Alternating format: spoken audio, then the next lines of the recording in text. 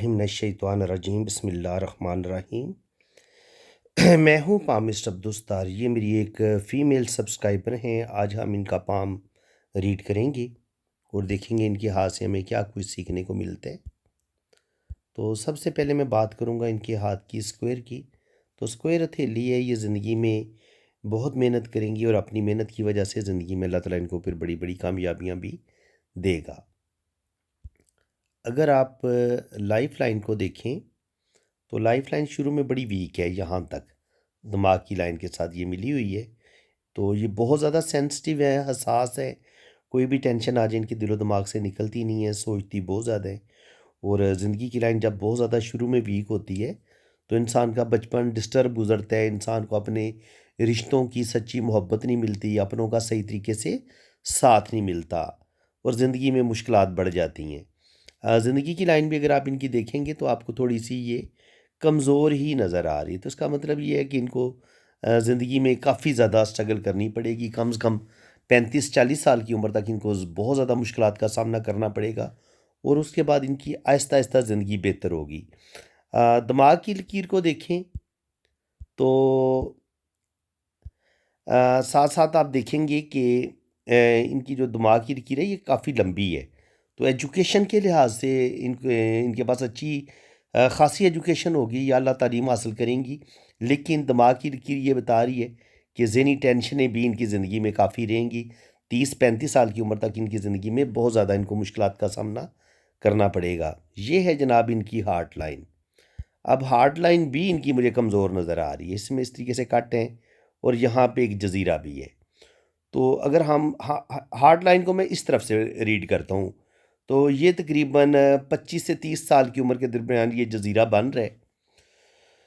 अगर 25 से 30 साल की उम्र में जज़ीरा बने और आपको किस्मत की लकीर भी 25 से 30 साल की उम्र में जाके डिस्टर्ब नज़र आए, जैसा कि आप देख रहे हैं कि यहाँ पे जाके किस्मत की लाइन इनकी डिस्टर्ब हुई है, यहाँ पे इसमें बहुत ज़्यादा टूट फूट हुई है 25 से 30 साल की उम्र में। तो जो भी इनका पहला रिलेशन होगा, जो भी इनकी पहली शादी होगी, जो भी इनकी पहली मोहब्बत होगी, उसके ब्रेक होने के चांसेस ज़्यादा हैं। वो किस तरीके से पता चलता है ये मैं आपको बहुत दफ़ा बता चुका हूँ कि अगर मून से कोई लाइन ऐसे मिले और फिर इस लाइन को ऐसे काट दे तो फिर उस चीज़ का अमकान होता है कि आपकी ज़िंदगी में कोई इंसान आएगा तो ज़रूर, लेकिन वो कुछ अर्सा आपकी ज़िंदगी में रहेगा फिर आपकी ज़िंदगी से निकल जाएगा। इसको हम इस तरीके से पढ़ते हैं। तो जो भी, क्योंकि मुझे ये लाइन काटती हुई नज़र आ रही है, आप भी गौर से अगर चेक करेंगे तो तस्वीर में तो मुझे ऐसे ही नज़र आ रहा है कि ये इस तरीके से ऐसे काट देती है। यहाँ पे ये किस्मत की लकीर के साथ मिलती है और फिर यहाँ से ये इधर बाहर की तरफ निकल के इसको काट देती है। तो इसका मतलब यही है कि इनकी ज़िंदगी में जो भी पहला शख्स होगा वो इनकी ज़िंदगी में इनको धोखा देगा और इनको कोई अच्छा लाइफ पार्टनर ही शुरू में मिलेगा। आप देख सकते हैं यहाँ पर भी ज़िंदगी की लाइन और दिमाग की लाइन बहुत ज़्यादा डिस्टर्ब है और इनको अच्छी खासी ज़हनी टेंशनों का इनकी शिकार है अभी ज़िंदगी। बहुत ज़्यादा ज़हनी टेंशनें हैं, प्रॉब्लम है और मैरिज में भी मसले शो हो रहे हैं। और लोशोबर चार्ट में इनका 6 और 7 नंबर मेरे ख़्याल में मिस है। तो जब 6 मिस होता है तो कहीं न कहीं इंसान की जो मैरिज लाइफ होती है उसमें भी प्रॉब्लम आते हैं और बाज़ दफ़ा इंसान को अपने रिश्तों की सच्ची मोहब्बत भी नहीं मिलती। लेकिन लोशो से कहीं ज़्यादा जो है ना वो आपको जो जन्म कुंडली होती है वो बता देती है। तो इनकी हम शादी की लाइंस को भी देखते हैं और फिर इनकी कुंडली में भी देखते हैं। तो यहाँ पे आप देखेंगे तो शादी की जो लाइनें हैं वो भी काफ़ी ज़्यादा डिस्टर्ब हैं। यहाँ पे एक लाइन है, फिर ये एक लाइन है, यहाँ पे शुरू में इनके 1-2 रिलेशन ब्रेक होंगे और फिर जो इनकी मेन शादी की लाइन होगी वो भी दूसरे लोग इनकी शादी को तोड़ेंगे। इनके दूसरे तीसरे लोगों की मुदाखलत की वजह से इनकी शादी में मसले बनेंगे और शादी टूटने की तरफ जा सकती है। कोई मुआवज़ा होगा अगर इनकी शादी पहली कामयाब होती है, क्योंकि शादी में मसले बन सकते हैं इनको। और फिर ये हम इस हाथ में अगर आप देखें तो यहाँ पर भी वही चीज़ नज़र आ रही है। ये मैं आपको बहुत ज़्यादा डिटेल के साथ, मेरे ख्याल यूट्यूब पे जितना मैंने शादी की लाइन को डिस्कस की है, इतना शायद किसी भी पामिस्ट ने इतना डिस्कस नहीं किया। और शुक्र अल्हम्दुलिल्लाह, जब आप बहुत ज़्यादा किसी चीज़ में मेहनत करते हैं तो फिर आपकी जो रीडिंग होती है ना वो 100% एक्यूरेट होती है। तो यहाँ पर भी आप देख सकते हैं कि शादी की लाइन जो है ब्रेक हुई है, फिर उसमें इस तरीके से जजीरे बन रहे हैं और ये ऊपर की तरफ निकल गई है। तो ये भी बता रही है कि शादी में 100% मसले आएंगे, प्रॉब्लम आएंगे। देखें अगर हम राइट हैंड को देखें ना, तो जहाँ तक ट्रैवलिंग की बात है, ट्रैवलिंग इनकी हो जाएगी क्योंकि किस्मत की ये लाइन बड़ी बेहतरीन है। तो यहाँ पर ये सफ़र की लाइन आपको यहाँ पे एक नज़र आ रही है। तो ट्रैवलिंग तो इनकी हो जाएगी, ठीक है। जुपिटर भी इनका अच्छा है, मून भी इनका अच्छा है। तो बैरून मुल्क सफ़र ये ज़रूर करेंगी।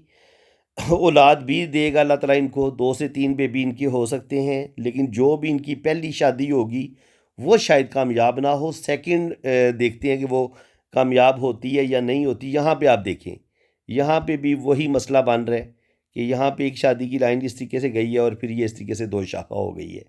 तो यहाँ पर भी दोनों हाथों में हमें शादी की लाइन जो है वो इतनी बेहतरीन नज़र नहीं आती।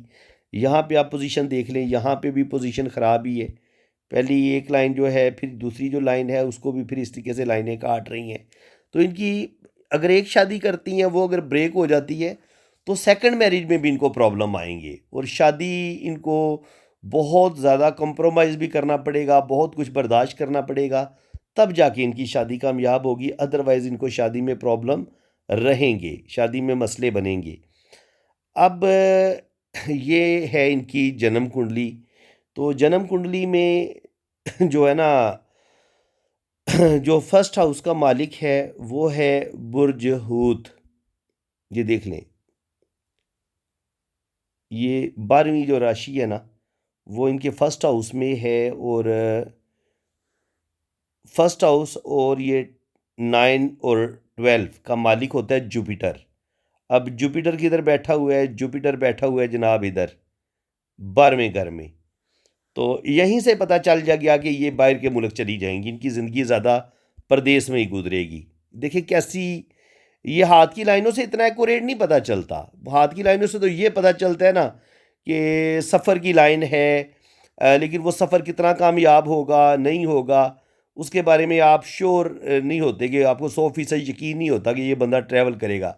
लेकिन देखिए ये फर्स्ट हाउस का मालिक 12वां, यानी कि बुर्ज हूत और बुर्ज कोस, इन दोनों का मालिक है मुश्तरी। तो मुश्तरी बैठा हुआ है 16 डिग्री पे, 12वें 12th हाउस में। इनके 12th हाउस में बुर्ज ये है दल्व, बुर्ज दल्व में बैठा हुआ है। और साथ इसके केटू भी बैठा हुआ है 15 डिग्री पे। तो अगर यहाँ पे आप राहु को देखें तो राहु जब 7वीं नज़र इस पे डालेगा तब भी इन्होंने राहु की दिशा में भी इन्होंने सफ़र करना है, और जब जुपिटर की दिशा आएगी तब भी इन्होंने सफ़र करना ही करना है बाहर के मुल्क। और जब ये 9वें खाने में, ये 9th हाउस में बुर्ज अकरब बैठा हुआ है और लेकिन उसमें मून बैठा हुआ है 21 डिग्री पे। तो इसकी जब दिशा आएगी तो ये भी इनको ट्रैवल करवा देगा। तो इन्होंने इनके 100% इन्होंने बाहर के मुल्क जाना ही जाना है। लेकिन बाहर के मुल्क जो जाना है वो तो चली जाएंगी, लेकिन देखना ये है कि क्या इनकी शादी कामयाब होगी कि नहीं होगी। अब कुंडली में शादी को देखने के लिए क्या करते हैं, फर्स्ट हाउस का जो मालिक होता है उसको देखते हैं। वो बैठा हुआ है, जुपिटर बैठा हुआ है सैटर्न, सॉरी बुर्ज दल्व में, ठीक है ना। तो ये उसके दुश्मन का घर है। तो यानी कि अगर ये प्रदेश में चली भी जाएंगी तो प्रदेश में जाके इनको प्रॉब्लम स्ट्रगल बहुत ज़्यादा करनी पड़ेगी, इनकी ज़िंदगी में मुश्किलात बहुत आएंगी।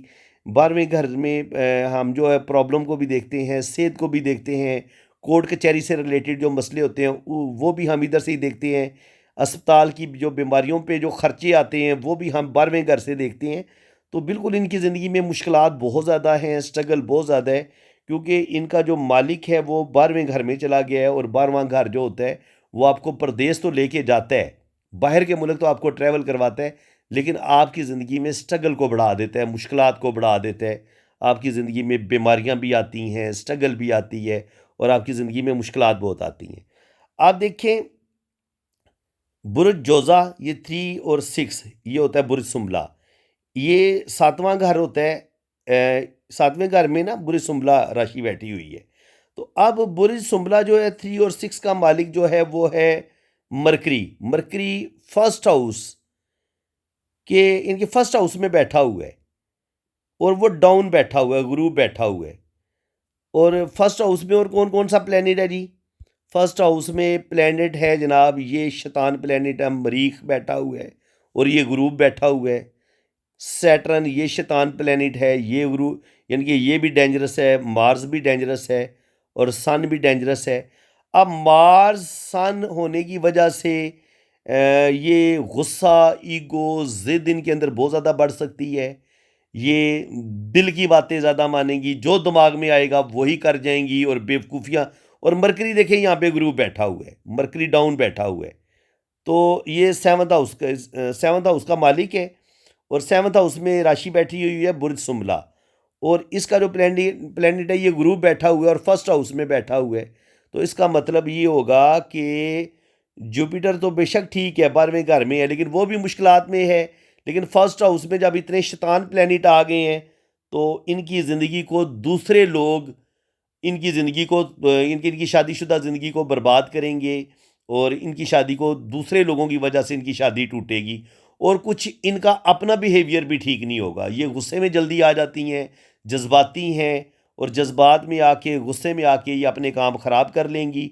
और इनकी पहली शादी भी बहुत मुश्किल है चले, और सेकंड मैरिज भी जो अगर ये चलेगी तो एक मुआवजा होगा, शादियों में इनको मसले बनेंगे। अच्छा, पहली शादी को हम देखते हैं ये सेवन्थ हाउस से, और दूसरी शादी को हम देखते हैं नाइन्थ हाउस से। तो बुर्ज अकरब 1 और 8 का जो मालिक है वो है मार्स, ये भी गुरु बैठा हुआ है। 1 और 8 का मालिक भी तो गुरु बैठा हुआ है ना फर्स्ट हाउस में। तो प्रॉब्लम फिर वही आएगी, जुपिटर बेचारा इधर बैठा हुआ है, मार्स फिर गुरु बैठा हुआ है। तो ना पहली शादी कामयाब है ना दूसरी सही कामयाब है, दूसरी में भी मसले बन जाएंगे। और तीसरी पे क्या पोजीशन है? तीसरी पे ये है कि 10वें बुर्ज जद्दी जो है, ये यहाँ से हम तीसरी शादी को देखते हैं। तो बुर्ज जद्दी और दल्फ, इनका मालिक है सैटर्न। सैटर्न बैठा हुआ है 26 डिग्री पे फर्स्ट हाउस में। और यहाँ पे ये जुपिटर फिर इधर है, और जुपिटर और सैटर्न, तो प्लेनेट की पोजीशन इस तरीके से बनती है कि ये पहली शादी भी नाकाम हो सकती है, दूसरी भी नाकामी की तरफ जा सकती है, और तीसरी भी शायद वाली बात है कि चले, क्योंकि दूसरी भी और तीसरी भी। तो दुआ इनके लिए की जा सकती है कि अल्लाह ताला इनको कामयाबियाँ दे और ये अपनी शादी को कामयाब बना लें। लेकिन जायचा तो यही कह रहे हैं कि इनको शादी कामयाब होने में इनको बहुत ज़्यादा मुश्किलात का सामना करना पड़ेगा।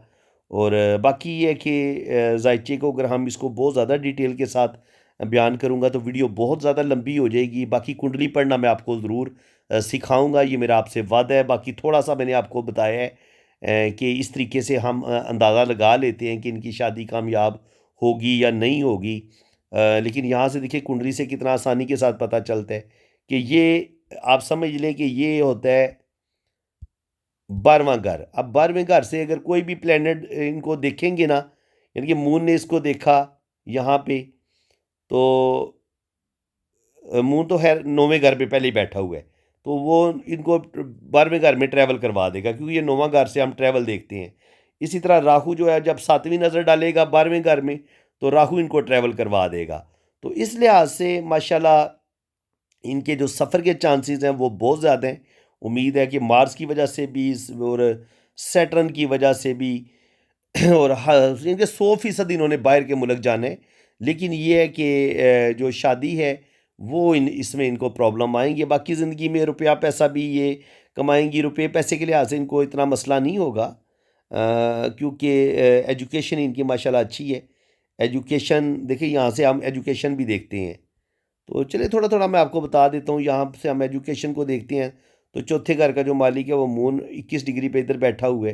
तो ये 5वें घर का मालिक, सॉरी, ये तो वो 9वें घर में बैठा हुआ है। तो ये भी इनको मून भी ट्रैवल करवाएगा।